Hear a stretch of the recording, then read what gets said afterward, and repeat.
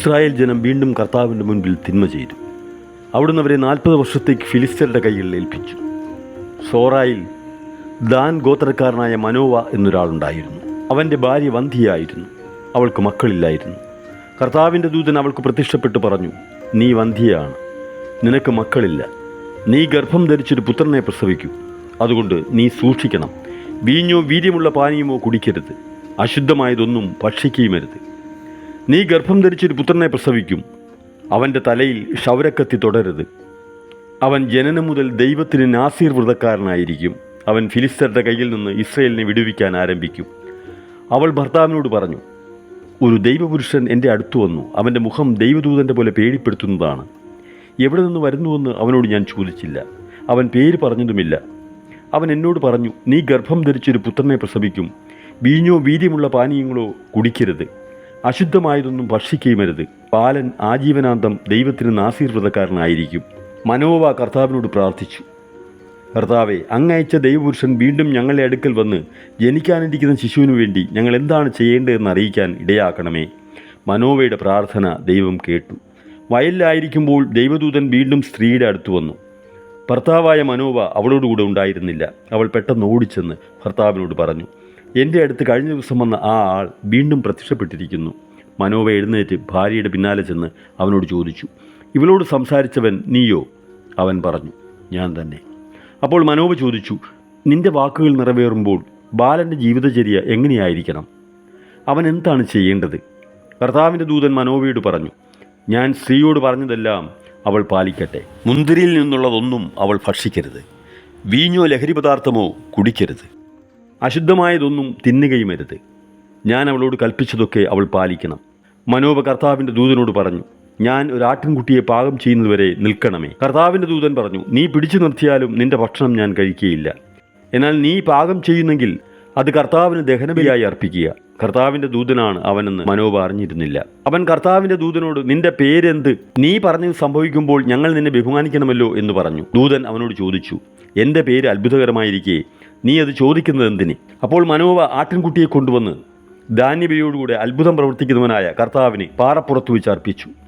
ബലിപീഠത്തിൽ നിന്ന് അഗ്നിജ്വാല ആകാശത്തിലേക്ക് ഉയർന്നു. മനോവയും ഭാര്യയും നോക്കി നിൽക്കെ കർത്താവിൻ്റെ ദൂതൻ ബലിപീഠത്തിലെ അഗ്നിജ്വാലയിലൂടെ ഉയർന്നു പോയി. അവർ നിലത്ത് കമിഴ്ന്നു വീണു. അവൻ മനോവയ്ക്കും ഭാര്യയ്ക്കും പിന്നീട് പ്രത്യക്ഷപ്പെട്ടില്ല. അത് കർത്താവിൻ്റെ ദൂതനായിരുന്നെന്ന് മനോവയ്ക്ക് വ്യക്തമായി. മനോവ ഭാര്യയോട് പറഞ്ഞു, ദൈവത്തെ കണ്ടതുകൊണ്ട് നാം തീർച്ചയായും മരിക്കും. അവൾ പറഞ്ഞു, നമ്മെ കൊല്ലണമെന്ന് ഉദ്ദേശിച്ചിരുന്നെങ്കിൽ കർത്താവ് നമ്മുടെ കയ്യിൽ നിന്നും ദഹനബലിയും ധാന്യബലിയും സ്വീകരിക്കുകയോ ഇക്കാര്യങ്ങൾ കാണിച്ചു തരികയോ അറിയിക്കുകയോ ചെയ്യുമായിരുന്നില്ല. അവളൊരു പുത്രനെ പ്രസവിച്ചു. സാംസൺ എന്നവന് പേരിട്ടു. കുട്ടി വളർന്നു. കർത്താവ് അവനെ അനുഗ്രഹിച്ചു. സോറായ്ക്കും എസ്താബോവലിനും മധ്യയുള്ള മഹനോദാനിൽ വെച്ച് കർത്താവിൻ്റെ ആത്മാവ് അവൻ പ്രവർത്തിച്ചു തുടങ്ങി. സാംസൺ തിമ്നായിലേക്ക് പോയി. അവിടെ വെച്ചൊരു ഫിലിസ്ത്യ യുവതിയെ കണ്ടു. തിരിച്ചു വന്ന് മാതാപിതാക്കന്മാരോട് പറഞ്ഞു, തിമ്നായിൽ ഞാനൊരു ഫിലിസ്ത്യ യുവതിയെ കണ്ടുമുട്ടി. അവളെ എനിക്ക് വിവാഹം ചെയ്തു തരണം.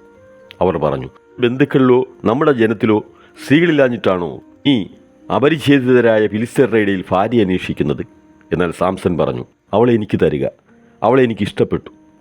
അത് കർത്താവിൻ്റെ ഹിതമാണെന്ന് മാതാപിതാക്കന്മാർ മനസ്സിലാക്കിയില്ല.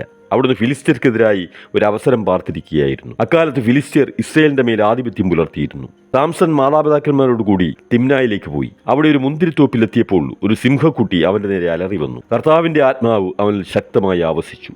ആയുധം കൂടാതെ ആട്ടിൻകുട്ടി എന്ന പോലെ അവൻ ആ സിംഹത്തെ ചീന്തിക്കളഞ്ഞു. എന്നാൽ മാതാപിതാക്കന്മാരെ അക്കാര്യം അറിയിച്ചില്ല. സാംസൺ ആ സ്ത്രീയോട് സംസാരിച്ചു. അവൻ അവളെ വളരെ ഇഷ്ടപ്പെട്ടു. കുറച്ചുനാൾ കഴിഞ്ഞ് അവളെ കൂട്ടിക്കൊണ്ടുപോകാൻ അവൻ വന്നു. വഴിമധ്യേ ആ സിംഹത്തിൻ്റെ ഉടൽ കാണാൻ അവൻ തിരിഞ്ഞു. അതാ സിംഹത്തിൻ്റെ ശരീരത്തിൽ ഒരു തേൻകൂട്. അവനത് അടർത്തിയെടുത്ത് ഭക്ഷിച്ചുകൊണ്ട് മാതാപിതാക്കളുടെ അടുത്തെത്തി. അവർക്കും കൊടുത്തു. അവരും ഭക്ഷിച്ചു. എന്നാൽ ചത്ത സിംഹത്തിൻ്റെ ഉടലിൽ നിന്നാണ് തേനെടുത്തതെന്ന് അവൻ അവരോട് പറഞ്ഞില്ല. അവൻ്റെ പിതാവ് യുവതിയുടെ വീട്ടിലേക്ക് പോയി. സാംസൺ അവിടെ ഒരു വിരുന്ന് നടത്തി. യുവാക്കന്മാർ അങ്ങനെ ചെയ്യുക പതിവായിരുന്നു. അവനെ കണ്ടപ്പോൾ അവിടുത്തുകാർ 30 പേരെ അവന് തോഴരായി കൊടുത്തു. സാംസൺ അവരോട് പറഞ്ഞു, ഞാൻ നിങ്ങളോട് ഒരു കടങ്കഥ പറയാം. വിരുന്നിൻ്റെ 7 ദിവസത്തിനകം ഉത്തരം പറഞ്ഞാൽ ഓരോ ചണവസ്ത്രവും വിശേഷ വസ്ത്രവും തരാം. ഉത്തരം പറയാൻ സാധിക്കാതെ വന്നാൽ നിങ്ങൾ 30 ചണവസ്ത്രവും അത്രയും വിശേഷ വസ്ത്രവും എനിക്ക് തരണം. അവർ പറഞ്ഞു, നിന്റെ കടങ്കഥ കേൾക്കട്ടെ. അവൻ പറഞ്ഞു, ഭോക്താവിൽ നിന്ന് ഭോജനവും മല്ലിൽ നിന്ന് മാധുര്യവും പുറപ്പെട്ടു. 3 ദിവസമായിട്ടും കടങ്കഥയുടെ പൊരുൾ അവർക്ക് പിടികിട്ടിയില്ല. 4-ാം ദിവസം അവർ സാംസന്റെ ഭാര്യയോട് പറഞ്ഞു, നിന്റെ ഭർത്താവിനെ വശീകരിച്ച് കടങ്കഥയുടെ പൊരുളറിഞ്ഞ് ഞങ്ങളോട് പറയുക, അല്ലെങ്കിൽ ഞങ്ങൾ നിന്നെ കുടുംബത്തോടെ ചുട്ടരിക്കും. ദരിദ്രരാക്കാനാണോ നിങ്ങൾ ഞങ്ങളെ ക്ഷണിച്ചു വരുത്തിയത്? സാംസന്റെ ഭാര്യ അവൻ്റെ മുമ്പിൽ കരഞ്ഞുകൊണ്ട് പറഞ്ഞു, നിനക്ക് എന്നോട് വെറുപ്പാണ്, എന്നെ സ്നേഹിക്കുന്നില്ല. എൻ്റെ ആളുകളോട് നീ ഒരു കടങ്കഥ പറഞ്ഞിരിക്കുന്നു, എന്നാൽ അതെന്തെന്ന് എന്നോട് പറഞ്ഞില്ല. അവൻ പറഞ്ഞു, എൻ്റെ മാതാപിതാക്കന്മാരോട് പോലും ഞാനത് പറഞ്ഞിട്ടില്ല, പിന്നെ അത് നിന്നോട് പറയുമോ? ഇന്ന് അവസാനിക്കുന്ന 7-ാം ദിവസം വരെ അവൾ കേണ് ചോദിച്ചു. അവളുടെ നിർബന്ധം മൂലം അവൻ അവൾക്കത് വെളിപ്പെടുത്തി. അവൾ അത് തൻ്റെ ആളുകളോട് പറഞ്ഞു.